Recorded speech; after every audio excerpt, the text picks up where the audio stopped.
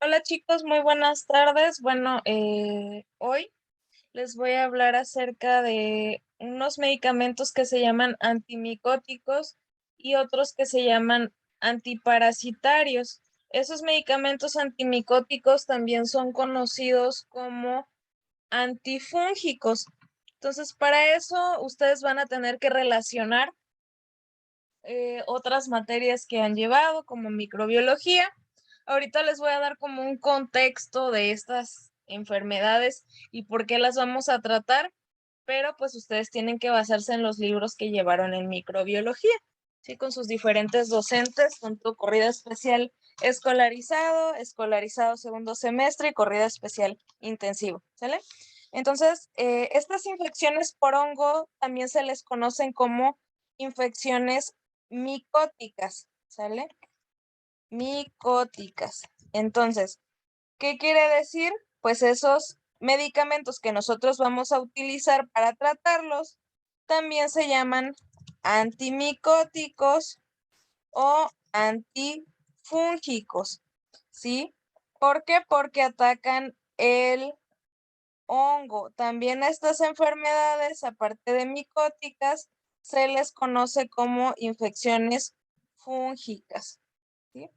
Entonces, cualquiera de estas que ustedes lean se están refiriendo a infecciones por hongos, ¿vale?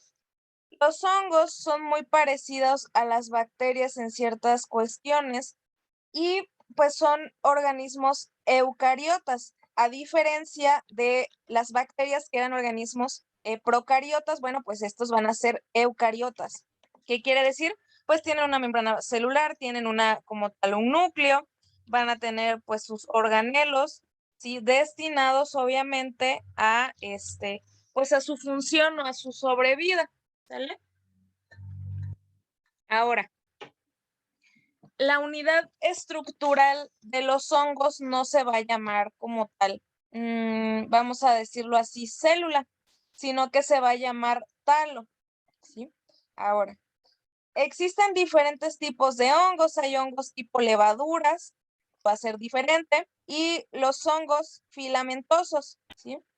Van a tener diferencia tanto en su tratamiento como en sus características. En los pacientes nosotros vamos a ver los dos tipos de hongos, ¿sí? Aquí nosotros vamos a tener, así como en las bacterias, tienen la capacidad de producir una sustancia que se llaman esporas, que tienen su información genética y que permiten que cuando son destruidas por algún antibiótico, por algún agente de limpieza, pues bueno, pueda perpetuarse la especie. Así nosotros vamos a tener algo que se llaman hifas, ¿sí? Esas hifas también van a permitir hasta cierto punto, pues, perpetuar la especie de este hongo, ¿sí? Estos hongos tienen diferentes maneras de reproducción. Em, Usualmente va a ser por esporas, como les digo, que bueno, van a perpetuar esa especie. Y bueno, que puede ser de tipo asexual por mitosis o sexuadas por meiosis. En bachillerato ustedes tuvieron que haber visto los tipos de reproducción que existen, tanto mitosis como meiosis. Y bueno, pues estas esporas van a permitir que la información de cada hongo pues nos permita pues seguirse perpetuando, ¿sí? Ahora, ¿dónde se presentan más estas infecciones? Por hongos. Usualmente se producen en la piel, son micosis cutáneas o superficiales, pero no son las únicas que existen. Son las más comunes, sí, pero no las únicas que existen y se los estoy recalcando mucho.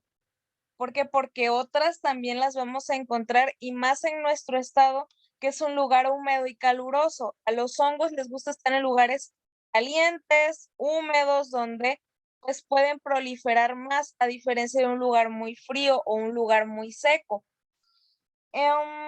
Usualmente estas infecciones cutáneas tienden a ser asintomáticas. ¿Qué quiere decir esto? Pues que los pacientes no se sienten mal. ¿Qué tipo de hongos vamos a tener? vamos a tener un hongo que se llama Malassezia furfur. Esta nos va a producir una enfermedad que se llama tiña versicolor o tiriasis versicolor. Ahorita les voy a enseñar una imagen de un paciente con tiriasis versicolor. Esto va a ser un hongo que usualmente se va a localizar en la espalda, en el tronco y en la cara. Es más notorio en personas con piel oscura, ¿sí? Y en zonas oscuras en personas de piel clara. ¿Por qué?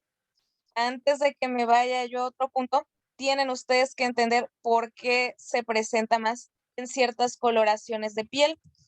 Y probablemente muchos y ni siquiera saben que es algo que tenemos muy frecuente del país. Pitiriasis versicolor en la parte de la espalda, de tronco, de cara, brazos, piernas también podemos tener, pero es más en la espalda, en la cara y en el tronco. Son manchas blanquecinas que no causan comezón, es una de sus características. En el caso de pacientes con piel un poco más clara, van a ser manchas un poco rosadas, como café con leche. Reitero, no pica, no pica. Entonces, ¿qué pasa? Bla, bla, crece el hongo y si no lo tratamos, el hongo va a vivir ahí. Pero a lo mejor yo me voy a vivir en la Ciudad de México, me voy a Estados Unidos, me voy a un lugar frío. Pitiriasis versicolor se va a quitar porque no tolera cambios de temperatura, ¿sí? Pero si yo regreso a Veracruz y no me doy cuenta, pues yo voy a persistir con esa pitiriasis versicolor. Entonces, en este punto, los invito a explorarse su espalda, explorar la espalda de sus familiares, para que vean si alguno tiene estas manchas blancas características de esta enfermedad. Usualmente, escamas pequeñas que se obtienen de las lesiones, que bueno, a veces ponemos pequeñas cintas que le permiten levantar esas escamas que produce este hongo. También con el dermatoscopio o algunas lámparas que utilizan sus compañeras de cosmetología, nosotros podemos observar detenidamente ciertas características de la piel. Tenemos otro tipo de infecciones que se llaman dermatomicosis. Son infecciones cutáneas que se van a caracterizar por afectar tejidos queratinizados. Aquí voy a hacer una pausa para explicar cuáles son los tejidos queratinizados. Nosotros vamos a tener al pelo, las uñas y la piel. El pelo y las uñas están completamente formados por queratina. De hecho, el pelo, vamos a tener muchas capas de queratina que nos van a dar la apariencia del cabello liso, del cabello rizado, ¿sí? Y en la piel también vamos a tener queratinocitos, que van a ser células que producen queratina. De hecho, también tenemos gran porcentaje de células muertas hechas a base de queratina que nos permiten estar en las capas más externas de la piel y de las uñas. ¿Por qué reitero mucho de la queratina? Porque por eso en estas partes, porque el hongo le fascina la queratina. Entonces se va a estar comiendo las uñas, se va a estar comiendo el pelo y se va a estar comiendo, se supone que todos ya llevaron anatomía y fisiología, tenemos 3 capas de la piel. Tenemos epidermis, dermis y tejido subcutáneo. La epidermis a su vez va a tener ciertas capas que nos van a dar como tal las células que tienen. En las partes más externas vamos a tener queratinocitos, en el parte, bueno, van a ser queratinocitos muertos, donde el hongo se va a aprovechar de la situación para pues alimentarse, ¿sí? Entonces, el hongo de la parte superficial pues va a estar en pelo, piel y uñas. Estas enfermedades se les conocen como tener hongos de tipo Trichophytum. ¿Y qué tipos de tiña vamos a tener? Tiña, y esto anótenlo, yo no lo voy a revisar, pero les sirve para su vida diaria, les sirve para su servicio social y les sirve para sus pacientes y más si ustedes trabajan con pacientes ahorita. Es tiña capitis, que es del cuero cabelludo. Tenemos tiña pedis, que es de los pies. Tenemos tiña corporis, que es del cuerpo. Y tenemos la tiña ungueal, que es la de las uñas. ¿Vale? Entonces, cada una se va a tratar con medicamentos muy parecidos que ahorita les voy a mostrar, pero en diferentes presentaciones. Aquí vamos a tener champús, aquí vamos a tener lociones, vamos a tener cremas, vamos a tener ungüentos y vamos a tener tabletas y jarabes, ¿sí? Porque no es lo mismo que le pase a un niño, que le pase a un adulto, que me pasen los pies, que me pasen las uñas de las manos, que me pasen la cabeza. Claro, estas micosis no se tratan tan rápido como las bacterias. Por ejemplo, un tratamiento antibiótico mínimo me va a durar a mí 6 a 7 días, porque es un tiempo aproximado donde la bacteria se va a erradicar.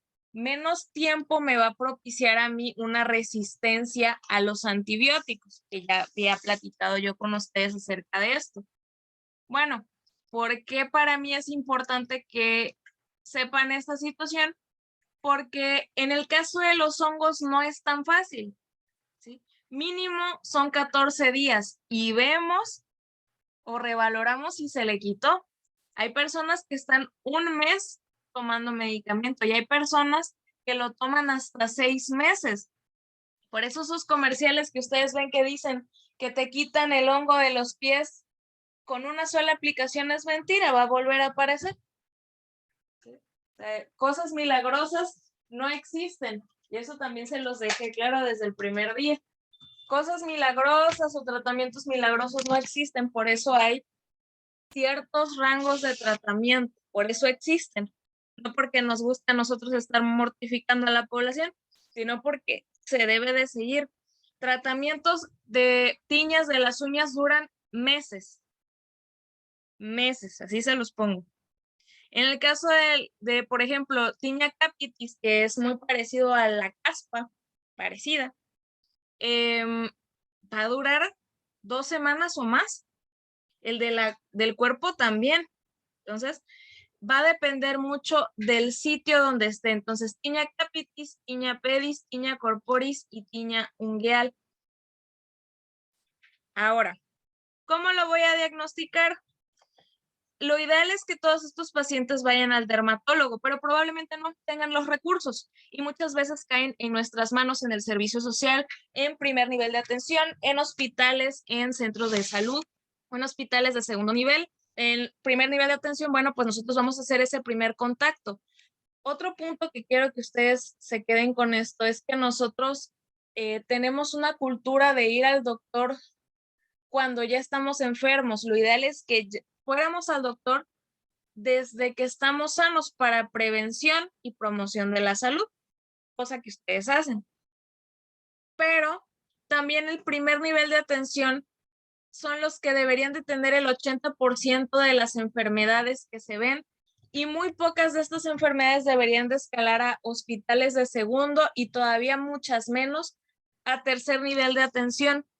¿Por qué? Porque nosotros tenemos los conocimientos básicos, ¿sí? O sea, no es como que ustedes pasaron por la calle la carrera. Todos saben esto o deberían de saberlo. Así como nosotros los médicos vamos, aunque no te hagas tú una especialidad, tú sabes todos los temas. Claro, alguien se va a especializar en el corazón, por ejemplo, el cardiólogo o la enfermera, de nefrología, bueno, se enfocó en esos pacientes, pero no se le van a olvidar todas las enfermedades que vio en su licenciatura. Y eso también quiero que ustedes sean muy conscientes de dónde se metieron, ¿sí? Porque no se metieron a jugar lotería, se metieron con pacientes. Y por ende es responsabilidad de ustedes saberse esto. No es de que tuve flojera y ya no quise saber qué era, o mi maestro de microbiología era malísimo, o mi maestra de anatomía que no me enseñó nada, ¿no? Como tuve varios de que no sabían canalizar, o no sabían el proceso del catéter venoso periférico porque no se les enseñaron las venas, ¿no? En cuanto a segundo semestre. Entonces, si tuvieron malos docentes, no es justificación de que ustedes no lean, ¿vale? Entonces, sean responsables desde ahorita a donde se metieron. Hay algunos que pues realmente sí se enfocan, sí leen por externo, pero otros que les vale, ¿sí? Y el problema es cuando ustedes se enfrentan a la realidad de personas que van a estar a su cargo y no van a saber qué cosas hacer. Entonces, este tipo de situación de primer nivel de atención lo van a tener pues a su cargo en centros de salud, ¿sí? En unidades médicos rurales, donde muchas veces se van en el servicio social. Y nosotros ahí no vamos a tener microscopios de última generación ni nada por el estilo. Cuando mucho, tenemos lupas o lámparas de exploración y párenle de contar. Entonces, nosotros lo vamos a hacer el diagnóstico meramente clínico. Si el paciente va al dermatólogo, pues este sí le va a hacer un examen microscópico, se van a hacer tinciones, si lo mandamos al laboratorio, bueno, nos dice qué puede tener, pero si no, va a ser meramente clínico. Entonces, mediante eso nosotros tenemos que saber qué hacer, ¿va?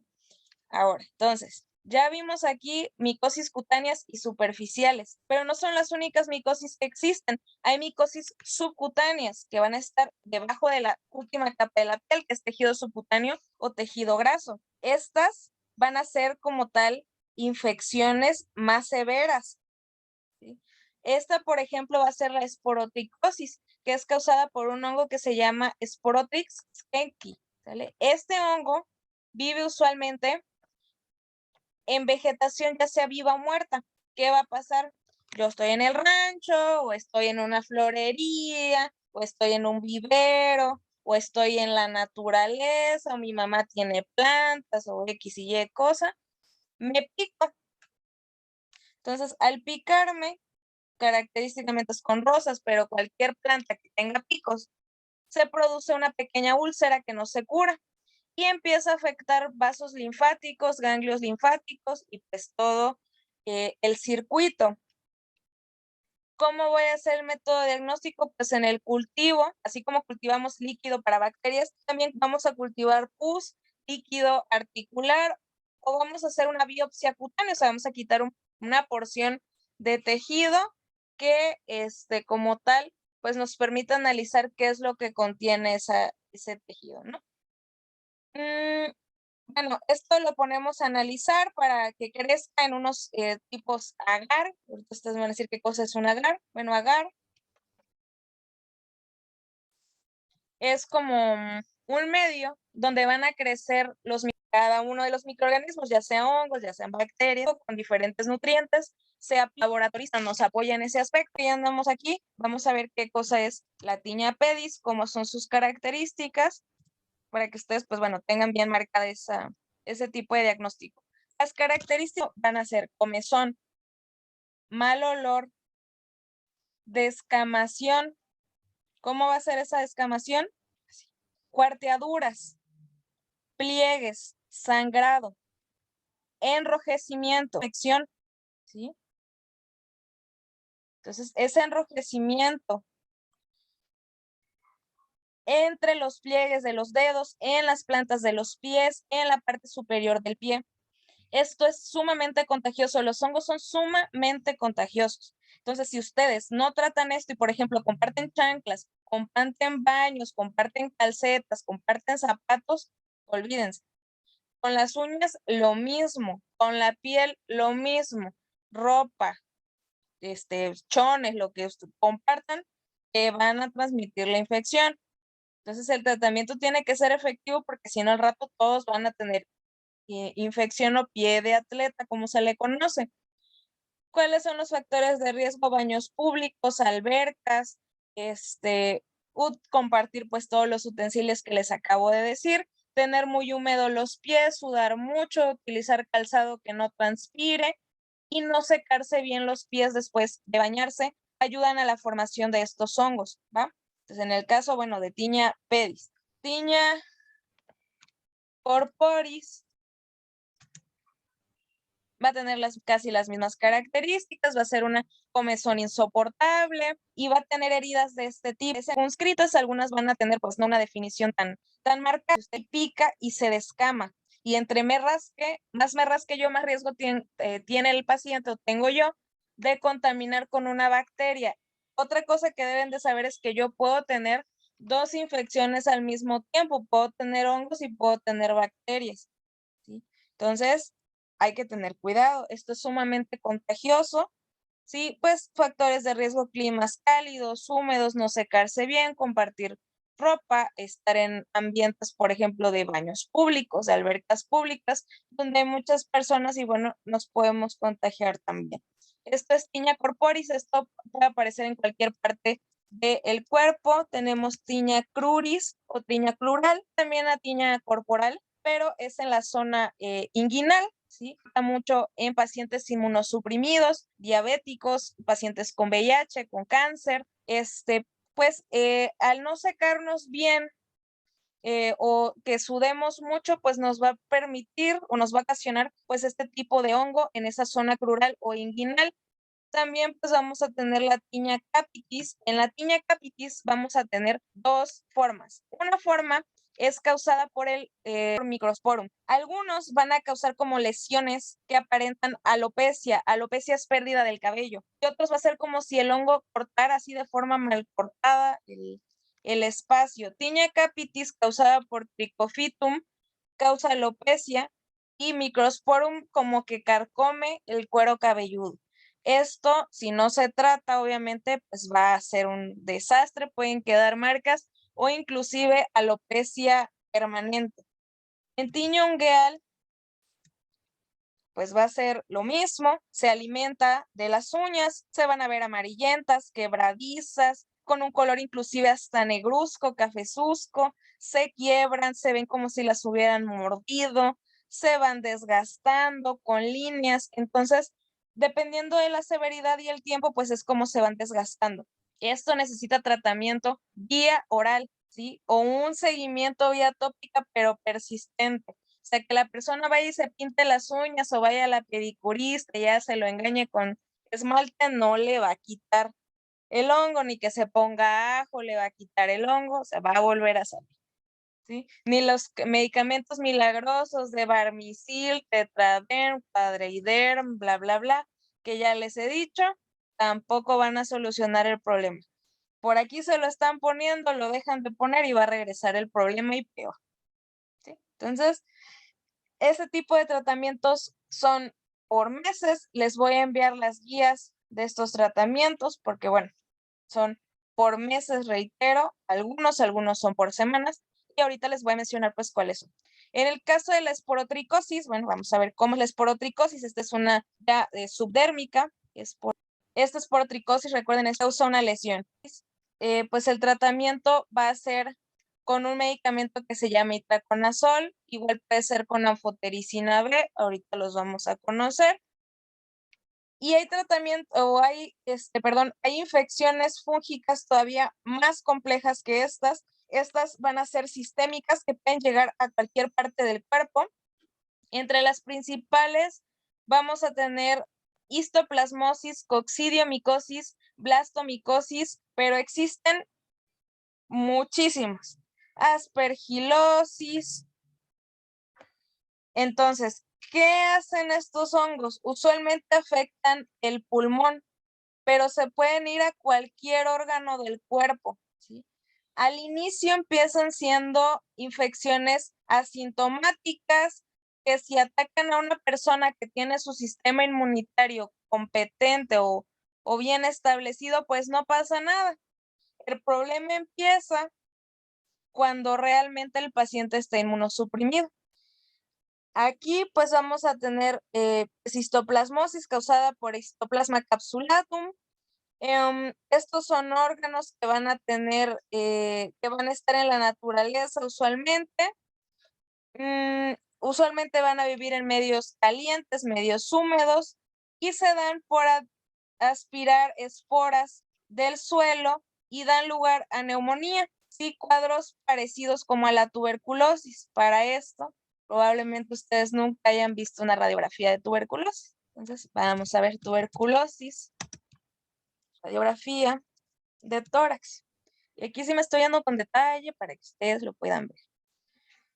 En la tuberculosis, dependiendo de la severidad de la situación, ustedes van a tener, desgracia del paciente, de ciertas cavidades, ¿sí? Hace cuevas la bacteria de tuberculosis en el pulmón.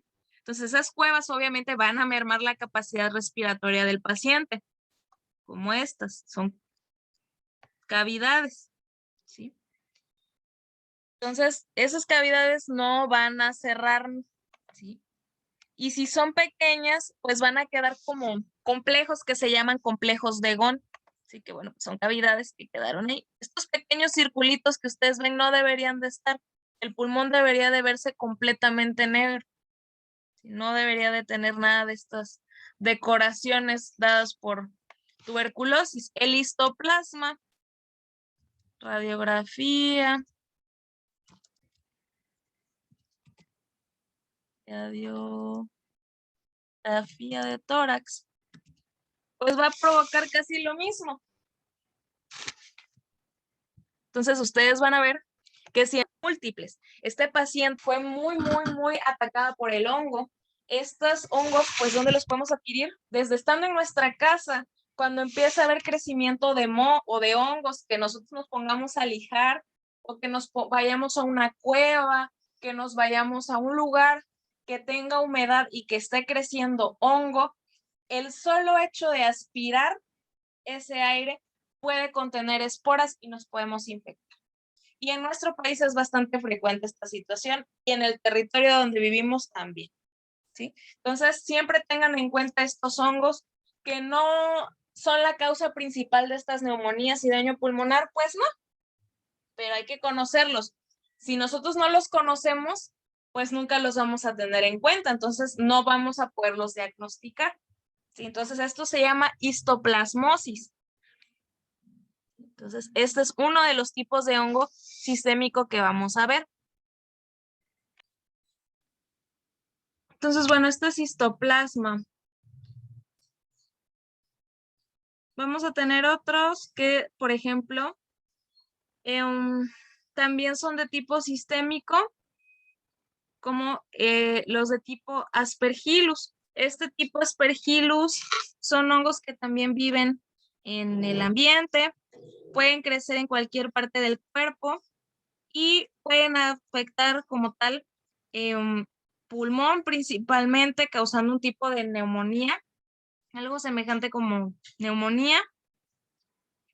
Y pues en este caso vamos a tener hiperreactividad bronquial, o sea, lo que va a ocasionar es como que los pacientes están tosiendo mucho, que les cueste trabajo respirar.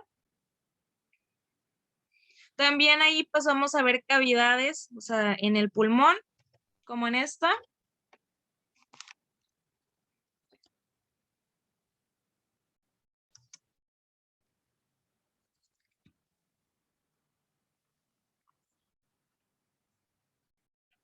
Pues ahorita vamos a ver cómo salen las cavidades en...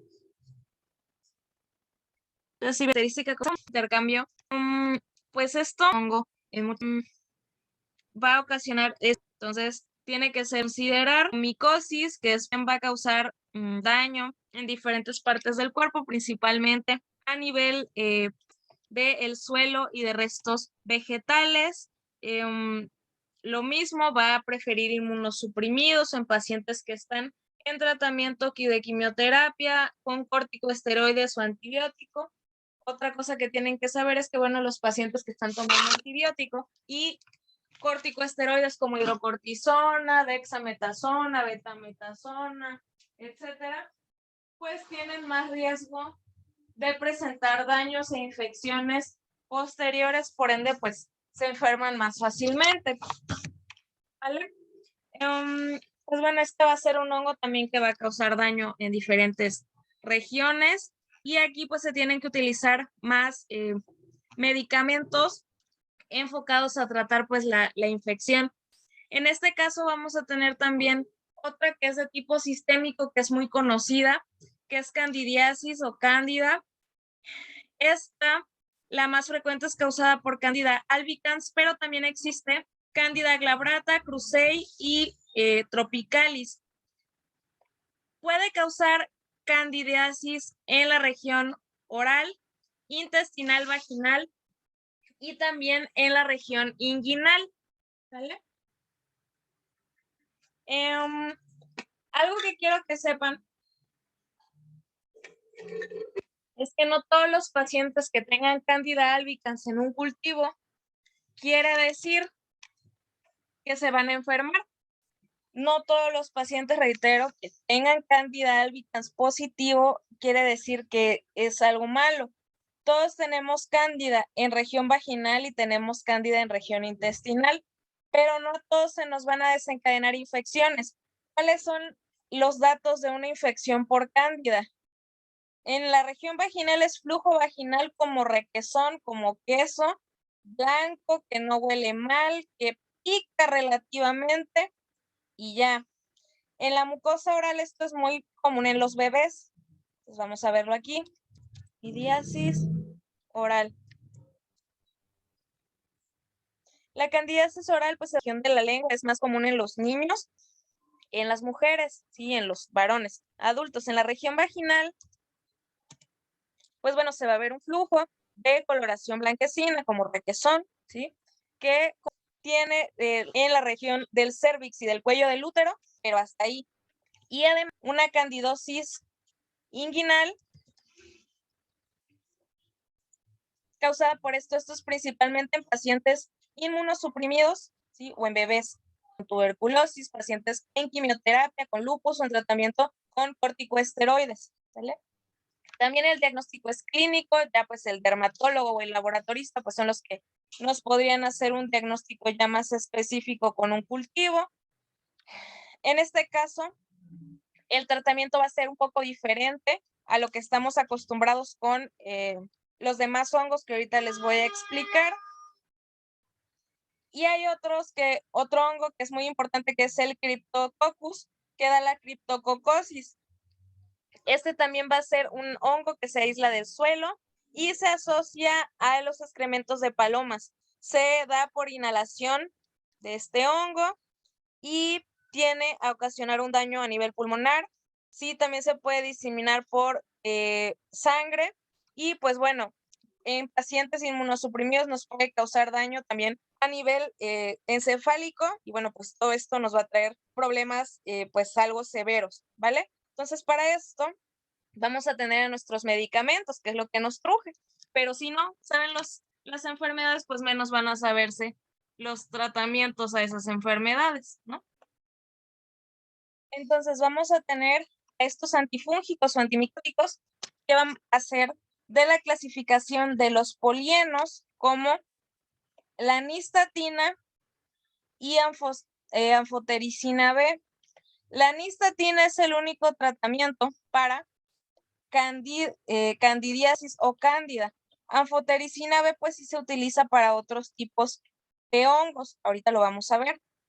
Y los derivados de los azoles, ketoconazol, fluconazol, itraconazol, miconazol, clotrimazol, que son los que hay de distribución en nuestro país, y terbinafina y gliseofulvina.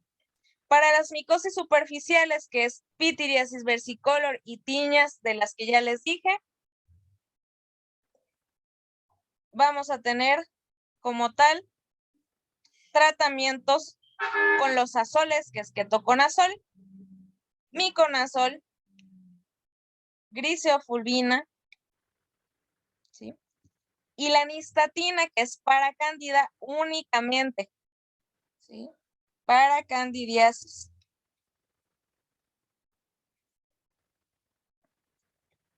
En el caso de las micosis sistémicas, vamos a tener anfotericina B, sí, que tiene la capacidad de levantar varios tipos de hongos. Ahorita lo vamos a ver en el PLM. Vamos a ver ketoconazol, porque también se puede dar o administrar vía oral. Vamos a tener fluconazol e itraconazol, que también se pueden administrar vía oral. Entonces, vamos a ver acá. Anfotericina, ketoconazol, PLM, itraconazol, nistatina, miconazol y fluconazol. No siempre, misma. Entonces, para eso vamos a tener, usualmente voy a usar para micosis que se transmiten por esporas terapéuticas. Como tal, es un antimicótico para infecciones micóticas invasivas, ¿sí? La dosis va a estar determinada por el médico. Usualmente va a ser de 5 miligramos por kilo, ¿sí? Y debe de ser administrada de una infusión intravenosa, ¿sí? Con una velocidad de 2.5 miligramos por kilogramo de peso por hora, ¿sí? Entonces, aquí es el máximo de tiempo va a ser de 2 horas para su administración. Pues bueno, eso lo van a utilizar o lo van a practicar ya cuando ustedes utilicen este tipo de medicamento. No es tan frecuente. ¿Por qué? Porque no siempre tenemos pacientes con ketoconazol, que este es de los principales. Ketoconazol puede venir en shampoo, puede venir en crema, puede venir en tabletas de 200 miligramos, puede venir en óvulos en ocasiones, ¿sí? En cremas. Entonces estos óvulos son óvulos vaginales para no obviar. Entonces el ketoconazol yo lo puedo tener en shampoo, en crema, en tabletas, en loción y también hay en jarabe. Más que nada es suspensión para niños, pero depende del laboratorio. El shampoo pues va a ser para el cuerpo y para la cabeza. Se deja reposar 5 minutos y se acabó. La crema, dependiendo de la severidad, se puede poner 2 o 3 veces al día. La loción igual, dependiendo de la situación. La suspensión es vía oral, ¿sí? Entonces, la dosis va a ser la que el médico señale. Las tabletas ahorita la vamos a ver. Los óvulos vaginales usualmente es uno por la noche al acostarse. Y bueno, la crema crema vaginal también por la noche al acostarse. Ahora, ¿qué tipo de pues de microorganismos mata este medicamento? Bueno, esto lo copian con calma. Ya pausan el video y lo copian. Entonces vamos a tener aquí que yo lo voy a utilizar para mi tiña capitis, para mi tiña cruris, para mi tiña inguinal, para mi tiña del pie, para mi tiña del cuerpo, para mi tiña de las uñas. Entonces, también se puede utilizar para infecciones sistémicas como blasticomicosis, coccidiomicosis, histoplasmosis, coccidiomicosis, todos los, como tal, los hongos que sean de tipo sistémico. En esta presentación, por ejemplo, que son tabletas de 200 miligramos, pero si yo busco ketoconazol, shampoo, porque también, entonces vamos a verlo acá. ¿Sí? De tiñas, de pitiriasis versicolor, sí, hasta para caspas sirve el ketoconazol porque es un tipo de hongo a fin de cuentas. Entonces, ketoconazol shampoo, modo de empleo. Sí, se aplica, por ejemplo, luego se enjuaga con abundante agua, lo dejas actuar 5 minutos y esta operación se repite como tal 3 veces a la semana y la duración te la va a dar el médico o el dermatólogo, ketoconazol. Por ejemplo, ketoconazol crema, desde la presentación que ustedes digan y manden, van a encontrar la indicación. Por ejemplo, hay óvulos vaginales, por ejemplo.